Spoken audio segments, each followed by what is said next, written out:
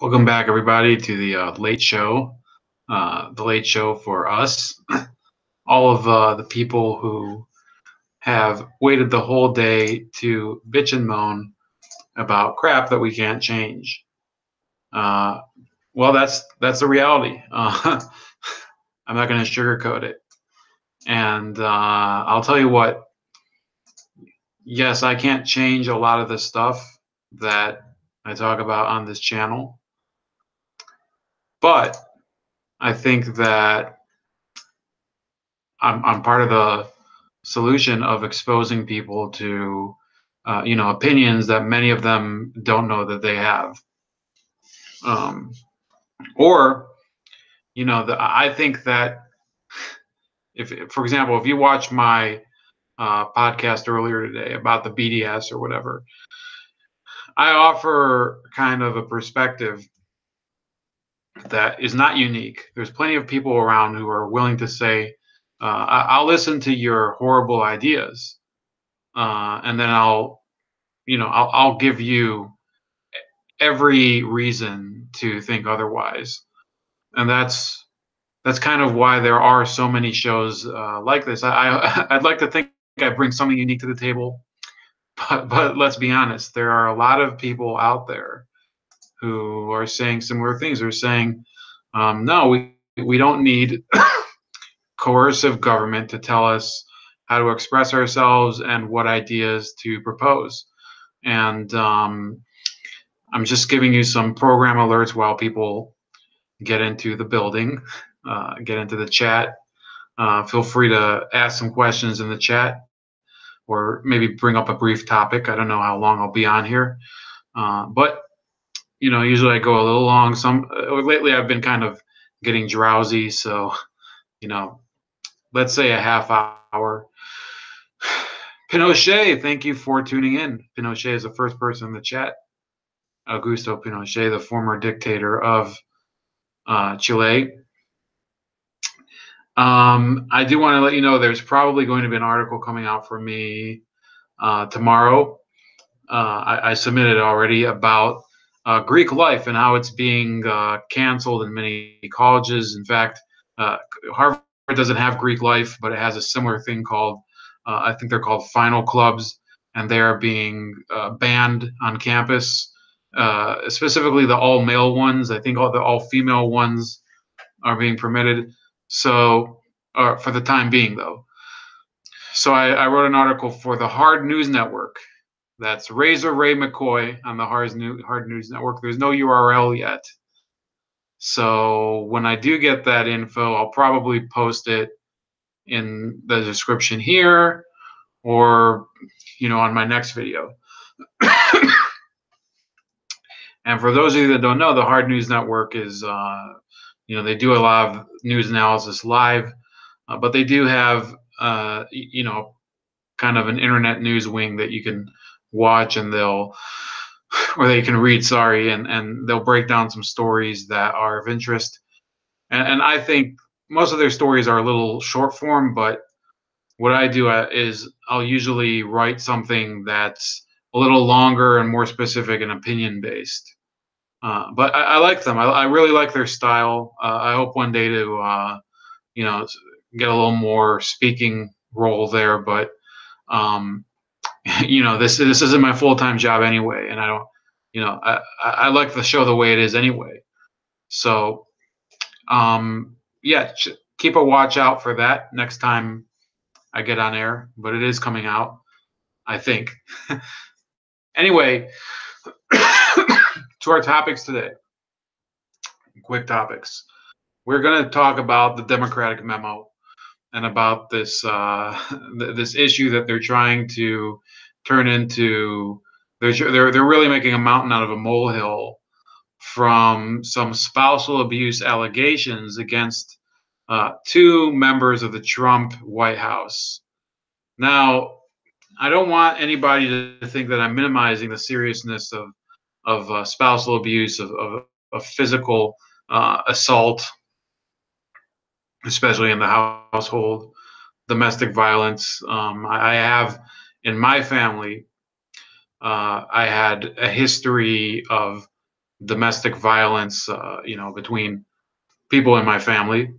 Um, and it's not, it's nothing to joke about. But I'm sorry, when you have somebody who has been working in the White House for a while, and there are allegations of spousal abuse, but they have not been, adjudicated in a court of law, then I don't really know how serious to take it. And what this media campaign is doing, and I was running on the track at the gym today, in the midst of the Winter Olympics, and in the midst of all the other crap that's going on, such as a possible brewing war on the Syrian-Israeli border, that they found the time to talk about two aides that possibly assaulted their wives in the past. Um, and those guys are gone. So the White House did fire them. One of them, they're alleging that John Kelly had basically known about in terms of his abuse for years. But it really is, um, this is a case of presumption of innocence again. Do we have to go back to that? When I was talking about Roy Moore, I was very clear every time I talked about Roy Moore. I didn't say that I liked Roy Moore. I didn't say I agreed with his ideas. In fact, I thought he was kind of an idiot. But I said that even Roy Moore, an anachronism for many Americans, is entitled to the presumption of innocence as part of the American justice system, and indeed um, many comparable justice systems in the West. Any person, and I said the same thing about Tavis Smiley, who's on the left. I believe in the presumption of innocence. I'm not like Pinochet up there, who wants to helicopter everybody, which that's his idea. And like I said at the beginning, I'm willing to listen to ideas that I disagree with. Although I guess it was effective in his case. Pinochet says seems ridiculous coming from the Democrats and the left. I've never seen anybody spell ridiculous that way. Though you guys can't see it, those of you that tune in later, but he spelled ridiculous, Rediculas, probably a play on the red ridiculous. So I think I understand him. I think we're to a certain extent, me and Pinochet are on the same wavelength. He's in the chat. But yeah, I'm working on a couple interviews that are upcoming with a bunch of liberals, and I hope to bring up some of these issues that originally liberalism, real liberalism, which is something Sargon of Akkad talks a lot about. Sargon and V and Louis Laveau. Those are some YouTubers that I think have pretty similar belief systems to mine. They talk all the time about how every citizen of a free nation, of a free nation with separation of powers, and the belief in the rule of law, every citizen has the right to a fair trial. And this, I think his name is John Porter, although I could be wrong. I have the article up. Let me see here.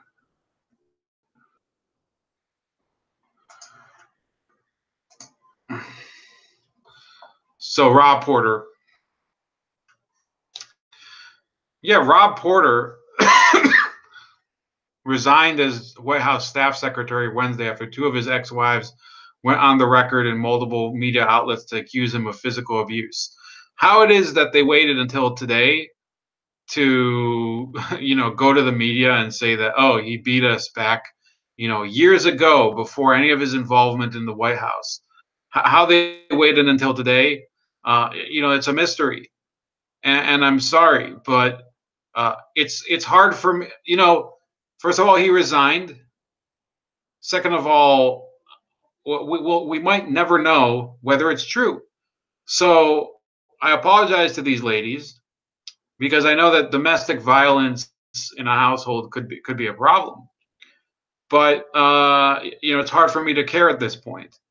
When I see people being accused of certain things, but with no no proof offered, and there have been photos from the 90s. But you know, to be honest with you, again, when you wait so long and you know this person has been given such a position, uh, I just it's really a problem.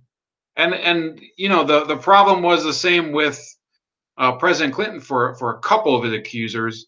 A couple of his accusers did wait, in my opinion, too long to really come out and tell the truth about him.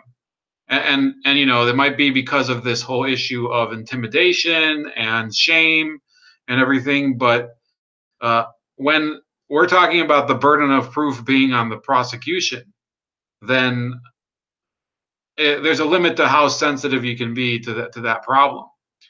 And I don't think I'm being, you know, sexist or anything about that. I think it's really it's just an issue of being fair to both sides. So, and another issue that I find ironic about that is that the media started portraying this as a real issue endemic to the Trump administration. They were trying to say that the Trump administration has seems to have this issue with women and misogyny and specifically domestic violence because of allegations made by Ivana Trump in the 90s during their divorce trial, claiming that he had assaulted her. Um, Apparently, one of the assaults was sexual or something. But I'm sorry, uh, that's simply that's unsubstantiated. First of all, in a divorce trial, any of you have been involved in a divorce trial. I haven't been divorced. I haven't been married, but you know, I'm sure some of my listeners have been divorced. I don't know how many of them are in happy marriages, but if you're listening to me, there's a good chance that some of you might be divorced. Just kidding, guys. I don't want to insult my audience, but I'm just taking a gamble there. Anyway, the issue is people will slander the opposite spouse in a divorce, and it happens to both sides, and often it's in order to gain control of assets or gain custody of children or whatever, or to exact revenge for whatever problems that they had during the marriage. So, you know, with President Trump, you know, these are questions that will never fade away, unfortunately, because you know, once something's said, it cannot be unsaid. Once Ivana Trump said those things about him back in the early 90s, I mean, that's it. She can't just. I think at some point she did admit that a couple of those charges were not as serious as portrayed by the media or something. It doesn't matter. His second wife, Marla Maples, I'm not aware if she had any allegations of sexual or physical assault from him. But the fact is, yes, he's a man of immense wealth.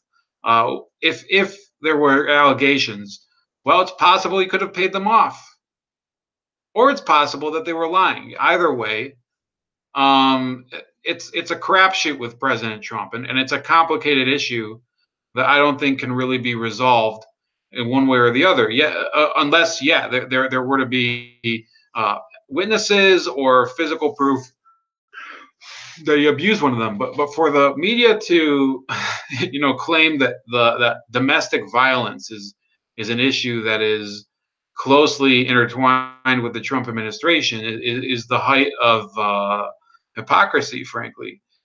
You know, they love to point to President Obama's marriage as being perfect, which it certainly wasn't bad. I think President Obama had you know, a fairly smooth marriage compared to some of the other presidents. Um, and by some of the other presidents, I mean President Clinton. You know, President Bush and Laura Bush never really saw any daylight there. They were the only, I mean, neither of them were divorced. President Obama never got divorced. Then you have President Bush the first, George H.W. Bush, famously had very good chemistry with his wife Barbara, and then there was Nancy and Ronald Reagan and Rosalind Carter, whatever. You know, we haven't had really as much drama in the White House as with one couple, the Trumps, and the other couple, the Clintons. And if they really want to go into who has the domestic violence issue, you guys have to see. And I still have the link up. And if you haven't seen the interview, you should watch the interview. And maybe we might have a follow up with Gary Byrne of the Secret Service, where he testifies publicly. And this wasn't the first time. It's not like I revealed anything new. That Hillary Clinton assaulted Bill Clinton in the White House, physically assaulted him, punched him, actually struck him about the face and gave him a black eye one day. And it's not like that was a rare occasion. And Hillary Clinton was known among the Secret Service, according to Gary Byrne, to get violent with them on at least one occasion. She apparently hit a Secret Service agent on her security detail in the back of the head with a Bible. So if anybody comes to you and says, yeah, President Trump has a history of physical and domestic violence, there's been nothing demonstrated recently to support that. He actually seems to have good self-control in public. Nobody knows anything about what he does in private so far. But furthermore, a lot of these people, they're talking a lot about, how Trump undermines the rule of law and the legitimacy of law enforcement in the U.S. These same people won't believe the Secret Service. Several Secret Service members, their witness reports of domestic violence in the White House, of all sorts of other abuses within the White House. This is definitely, and other crimes that happen in the White House that are of a nonviolent nature, such as tampering with a crime scene in the Vince Foster case. You don't have to believe that Vince Foster was murdered in order to recognize that his crime scene was tampered with, which is also a crime. Obstruction of justice, destroying evidence. That's what the Clinton lawyers did in 1993.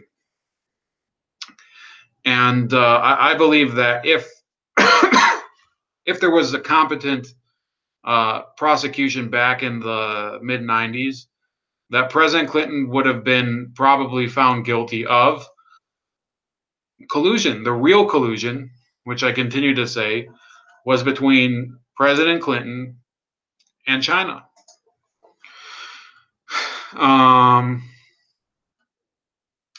Floyd and Pink says he's unsubbed. Well, sorry, dude. Maybe you should sub back. I mean, I don't want you to leave. I think you're a pretty good commenter. Is it because of the smack I talked about Roger Waters earlier? So, Pinochet says, or the missing records that just appeared years later. Yeah, absolutely. The Clintons are known to just, they do things that are on their face illegal. And then they expect people to just, there was no intent, like James Comey said, or there's no evidence. Floyd and Pink says you call us divorcees. Look, there's no shame in being divorced. I mean, in my religion, we actually believe that divorce is a part of, it's a necessary part of the life cycle. Not that you're supposed to get divorced, but that getting divorced is part of the equation. Even if, we're not like Catholicism. Catholicism, I believe, doesn't believe in divorce at all. In Judaism, we have very clear laws about it. That's not to say that they're easy laws, but they exist, and we don't look at I mean, I guess people do look down at divorced people, but we're not supposed to. Let me put it that way. In a better world, we wouldn't look down on them. He says, I'm yanking your chin on the unsub. Well, thank you. I mean, you're really getting into the mood of this podcast. That's exactly what you do. But I didn't think you were going to unsub me. I think you're exactly the type of person that we want here. Floyd and Pink, who is in the chat, along with Pinochet. So we talked about domestic violence, which again, if these people were known to have been accused of domestic violence, I still don't know why that means that John Kelly has to be fired, because after all, there are people, for example, there was a Chicago Sun-Times reporter named, I think his name was Gerald Steinberg, who he had this hilarious article, uh, I think over 2 years ago, where he tried to buy weapons with without an ID in Illinois, and he got rejected, and he blew a gasket over it, and they said, "Well, you have a domestic violence charge against you." So suddenly, everybody knew that this reporter, who was this liberal, asshole. In his case, he was an asshole. Not. I guess you could be a liberal and a normal person, but this guy was an asshole. Yeah, yeah, he was a domestic abuser, and he was trying to buy a gun and trying to prove that the gun laws don't work and that they couldn't screen him properly, and they did. So that was that, and it tremendously backfired on him, and he still got pissed off about it. Look, there are a lot of people in America who go to prison for domestic violence. Uh, I don't know how to prove, uh, whether all of them are guilty or all of them are innocent. I mean, some of them I assume are innocent. There's people who now dispute the fact that men should be automatically deemed to be guilty of domestic violence. But what are you supposed to do? You can't tolerate this type of thing where, I mean, it produces children who are scarred. It produces families that are, they're torn apart, and often and they become broken homes. I mean, I came from a broken home. I'm sure some of the audience, and this is again not being judgmental, came from a broken home. And we should take, and I'm not trying to be funny here, we should take domestic violence seriously, but we should also take the presumption of innocence equally seriously. That's the type of justice system I believe in. And whether that will reduce the incidence of domestic violence or not, uh, you know that remains to be seen. I don't think the way that the justice system works now, where you in many cases you assume that the that the guy is guilty. I don't know if that really works. Uh, aren't people complaining about this whole school to prison pipeline thing? Well, that could also be related to domestic violence incidents. So, other issues. There's the Democratic memo, which Donald Trump refused to release. And here's 5 things that you need to know about the document according to Fox News. Um, which, Fox News, I don't often use them, but I'll use them here because they seem to have at least a few details that I want to go over. It says redactions. California Representative Adam Schiff, the top Democrat on the committee, said he is wary that Trump could make redactions in the document for political purposes. However, Representative Mike Conaway of Texas has said the memo contains information that he would be uncomfortable about seeing released without redaction by the White House. Well, then he shouldn't have voted for it to be released in the House. Bolster FBI credibility. Okay, so the original memo said that these are the points of the memo. So the first is that they're afraid that their redactions will detract from the points made by it. The second is that they feel it will bolster FBI credibility. So the original memo said ex-British spy Christopher Steele's controversial dossier, a 35-page document compiled for the firm Fusion GPS. I'll just show this to you on screen so you don't have to look at me reading. Look at my ugly face reading.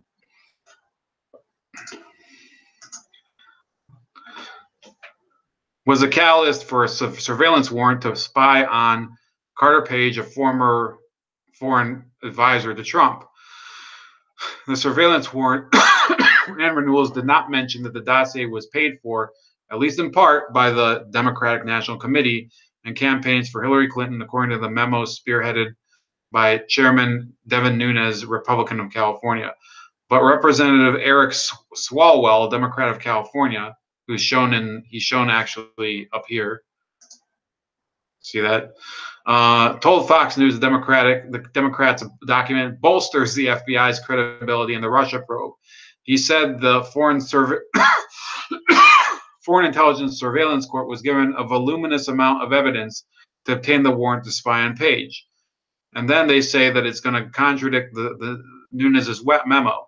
Swalwell also said the Foreign Intelligence Surveillance Act court was aware of the likely political motivation behind the dossier, a direct contradiction of what the Republican memo detailed.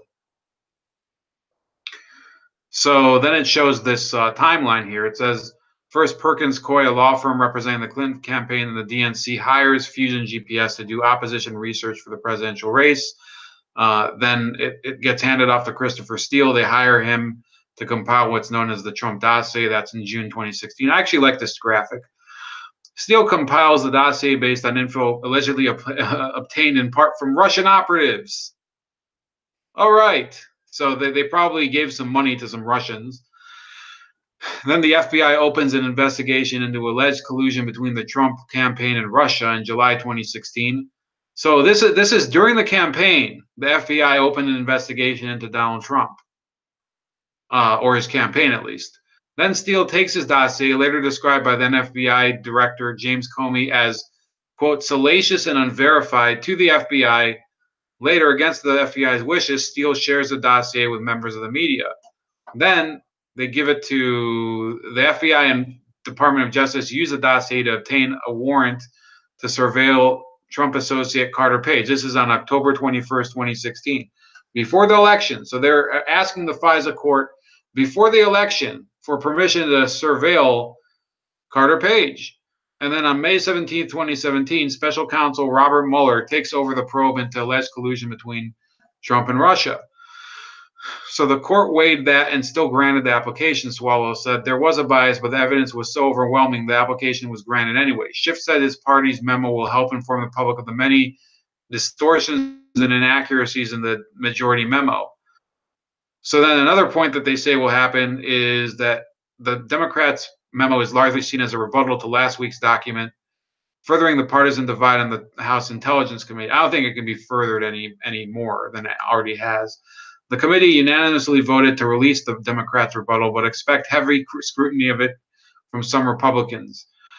Representative Tom Rooney, Republican of Florida, has already said the memo is not inaccurate for a million different reasons. Well, I mean, you might want to be a little more specific.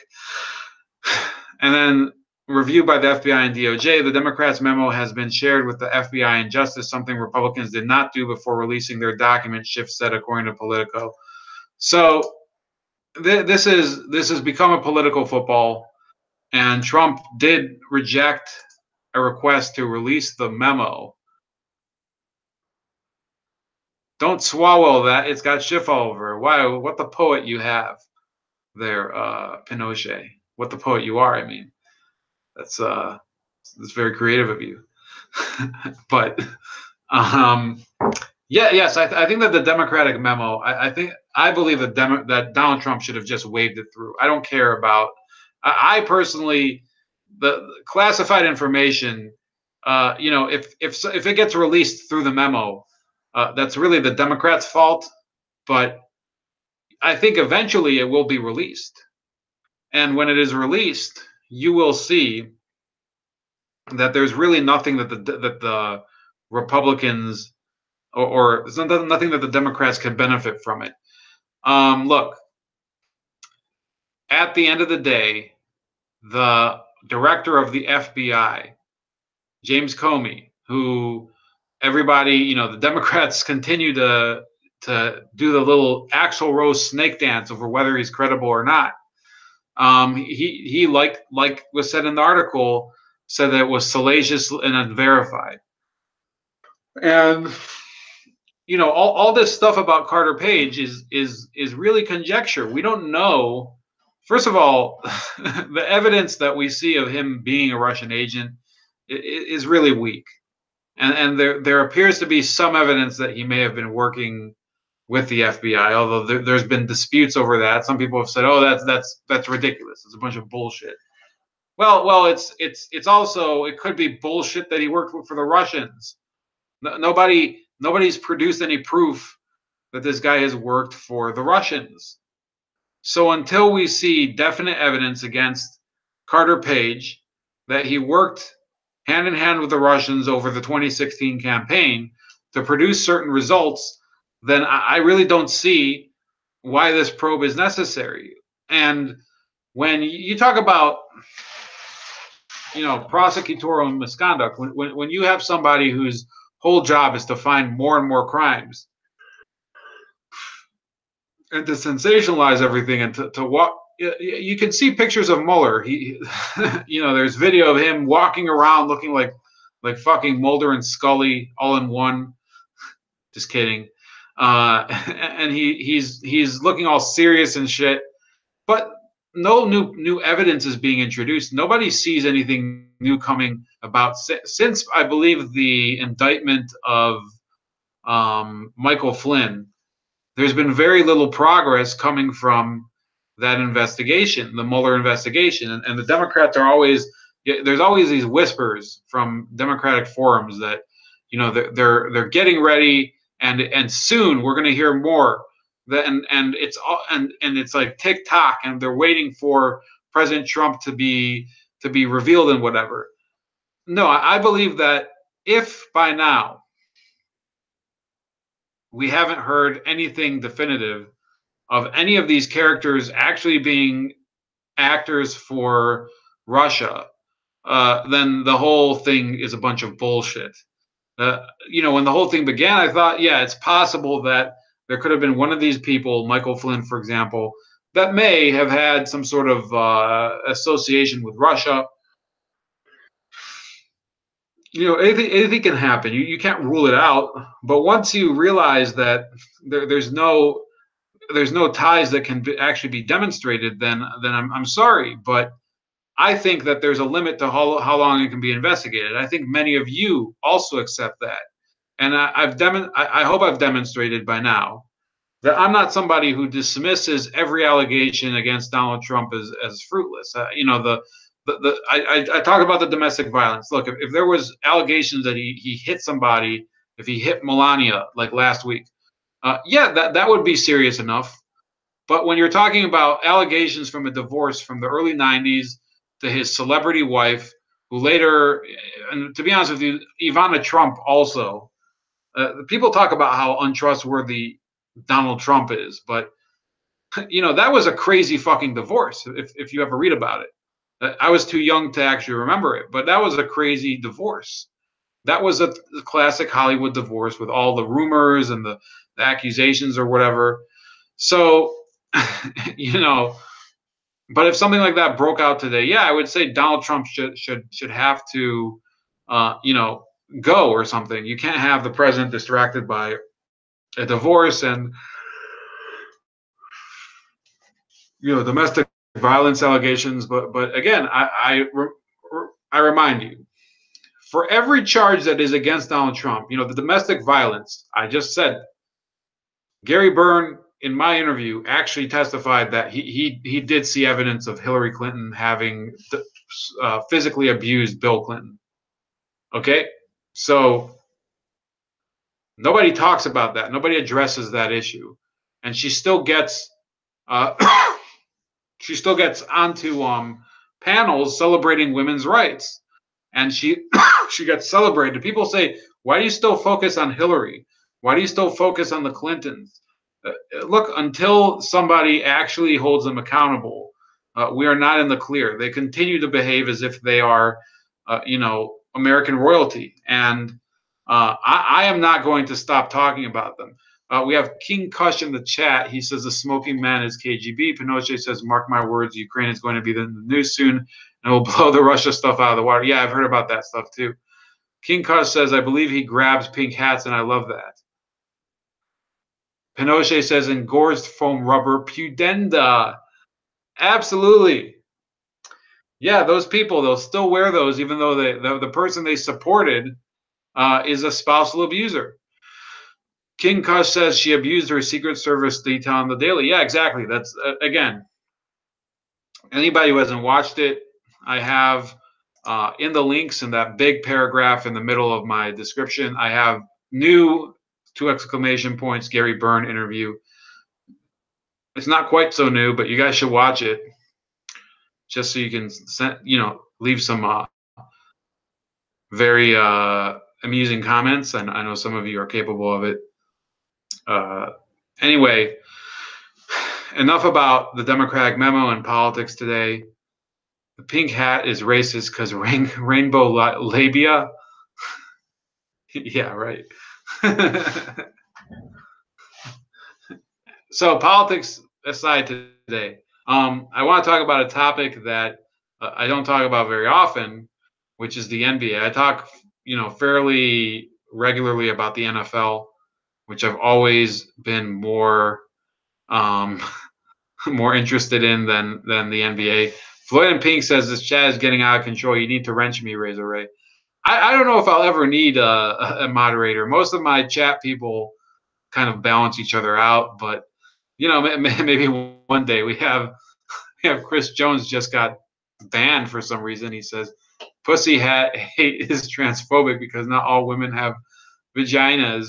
That's got a frowny face. Livia, not labia. Oh, Livia, not labia. You degenerate. Sorry, man. Maybe I have a dirty mind from listening to who was that I was listening to today? I think it was Jimmy Dore. So welcome, Chris. Yeah, the NBA, I have to say, sucks ass. And I know it's ironic that I'm saying that while I'm coughing on camera to an audience of people that I've never met, and you guys could be respectable individuals, but I would think that most people would think that the NBA is much more entertaining than this. But I want to hear from you people. And yes, I do mean you people, but I want to hear from anybody in the chat. What's your opinion on a scale of 1 to 10? What's the quality of NBA play today? Because I've talked to a couple people over the weekend, and I happen to think it's garbage. I'll tell you what. I was watching. I was in a public place earlier this week, watching the TV because that's what was on, and they had the Chicago Bulls facing the Portland Trail Blazers, and it was probably the worst basketball game I've ever seen. You had two teams. One of them was leading. I think Portland was leading by 25 points, and it was clear that neither team was actually trying that hard. And this was on in prime time on I think it was like a Tuesday night. And I had to say, and please, guys, react. What's your opinion of the NBA? If you're from out of the country and you don't watch it, still put a number like 5 asterisk or something. Just put your opinion. It's not that hard. The NBA is full of these people who they draw salary and they don't give a shit. They go out there. It's the regular season. They're saving up for a season, a postseason that maybe a few of them will get to. Everybody knows that in the Western Conference, Golden State's going to watch. The Golden State is going to just go all the way to the finals. Okay, so it's a foregone conclusion. King Cuss says sports obsession seems like a time waster. Well, okay, that's an honest opinion. Floyd and Pink says I only watch the WNBA. I have to think that you must be lying or being sarcastic. Pinochet says haven't watched a game since my Sonics moved to Oklahoma. So the Sonics, by the way, there's a great documentary out on YouTube called Sonicsgate that actually explains the whole ridiculous saga of them relocating to Oklahoma City, and it's a fantastic one. And I think yeah, absolutely, the Sonics, and I'll get to like a small tidbit before I end today about this, pertaining to the Sonics, but yeah, when they moved, it was a huge loss for the league, and I don't think Oklahoma City really is worthy of a team compared to Seattle, which was a real basketball town. J-Man Truth Seeker says, yeah, the NBA is way too long of a season. Well, it's not even the length is one thing, and the fact that nobody gives a fuck is the other reason I hate it. You watch a game. I was watching earlier today. I was watching in the gym. They had on all the TVs the Boston Cleveland game. Yeah, the Boston Cleveland game was just. King Cuss says I figured out a way to make money off pro athletes porn. What the hell are you talking about, man? Pinochet says we got fucked. Floyd and Pink says I like basketball, but time zones, etc. can't get. So yeah, you're from I think New Zealand. You said so. I don't know how popular it can be there because, like you said, it's on a very crazy hour. I'm assuming. Chris Jones says I got to live on the earth at the same time Michael Jordan was playing ball. So that gets me to a topic that's within this, and I'm gonna minimize the chat just so I can get through this without distractions because I'm not trying to go for the rest of the hour. But there was a discussion on the radio today, and there's been a discussion over the past few days, and apparently for a long time, over whether the NBA in its current form has devolved to the point where many fans simply can't relate to it. And I have to count myself among the people who say, no, I can't relate to it. Look, when I was a kid, and I was discussing it earlier with somebody else, when I was a kid in the 90s, if you saw on a regular season game on a Sunday morning, Sunday afternoon, I guess, the Indiana Pacers and the New York Knicks, that game was a bloodbath. They would just go at each other. It was full on rivalry. John Starks and Patrick Ewing versus Reggie Miller and I don't know, some other loser on the Pacers. And it was a fantastic matchup. And those teams never won a championship. Just to be clear, you had two teams that would never win a championship, but the competition level was great. They would really put their entire heart into beating the other team. And then there were other athletes, and this was the 90s. I mean, there were earlier eras of fantastic players, but in Seattle, you had Sean Kemp, who was, he was an acrobat going through the air and landing thunderous dunks. And there was Michael Jordan, of course. Every game that Michael Jordan played in that was on national TV was about as much of an atmosphere as the finals are today. The finals today are a joke compared to what was in the 90s with Michael Jordan. And I remember Hakeem Olajuwon and Shaquille O'Neal in the 95 or 96 NBA Finals. Yeah, that was an amazing, amazing time to be watching the NBA. And every weekend, there would be great matchups and great competition. And I say great competition because today, you see these guys, they'll play in a regular season game, maybe a half hour, and then they'll sit on the bench and do fucking yoga or something. It's not the same game anymore. A lot of people are trying to, make the excuse that, well, people are, they're not used to a less physical type of game. It's bullshit. What happened was that after Jordan, and it's kind of because of Jordan, the superstar athlete became in vogue, and the coaches aren't as important anymore. And these guys aren't under pressure to perform as much as they used to be in the past. They can take days off. They can avoid. It's all about avoiding injury. It's not about providing entertainment for the people showing up. And I'm assuming some of the people showing up are the type of people who grew up idolizing these guys, and they're, many of them are from inner city neighborhoods, and they get to the game, and their guy isn't playing. That would not have been happening in the 90s for most of the teams that were playing. For most of the teams, they would have played their starters and played the hell out of the whole game. I remember that, like I said, the Pacers versus the Knicks was a huge rivalry. You could see also Dikembe Mutombo. The effort that he would put into defense. You don't see a ton of players like that nowadays. And the superstar athletes. Another thing I said was that in our conversation, me and this friend of mine, was that back in the 90s, these athletes it was a full on rivalry. They didn't hang out. They were all about playing against each other. Nowadays, a lot of these athletes, they're getting sponsorships from the same brands, using the same agents.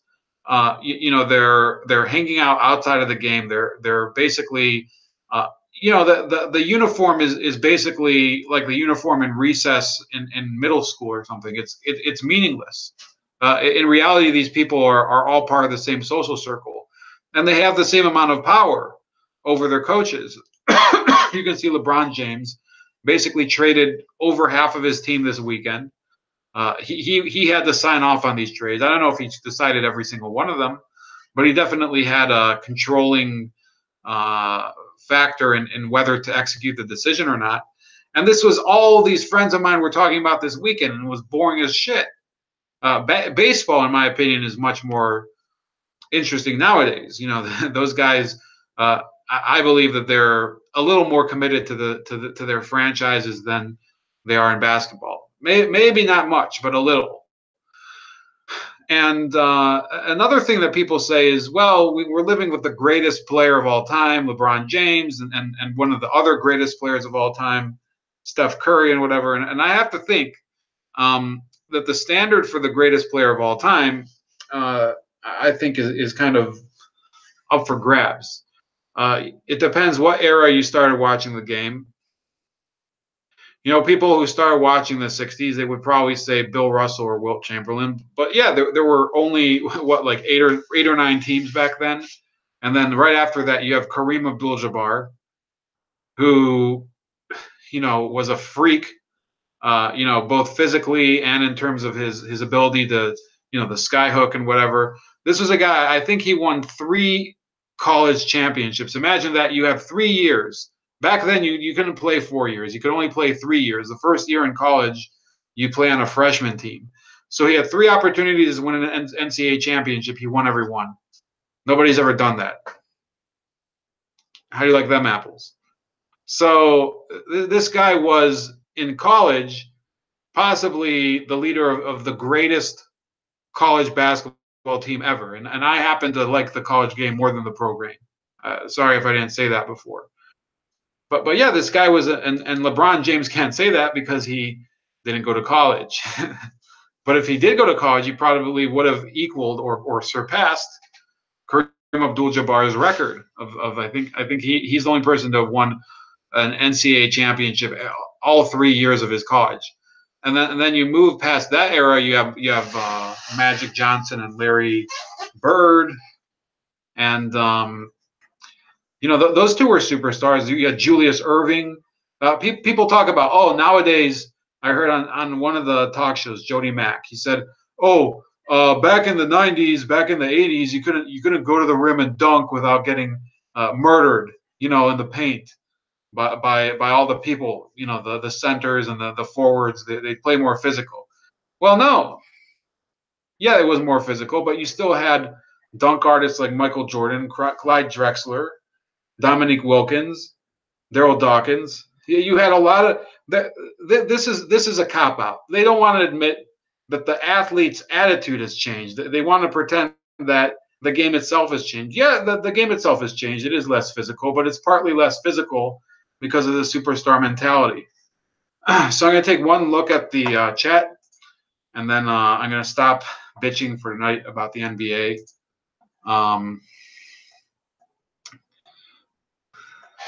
Well, you guys kind of went wild there.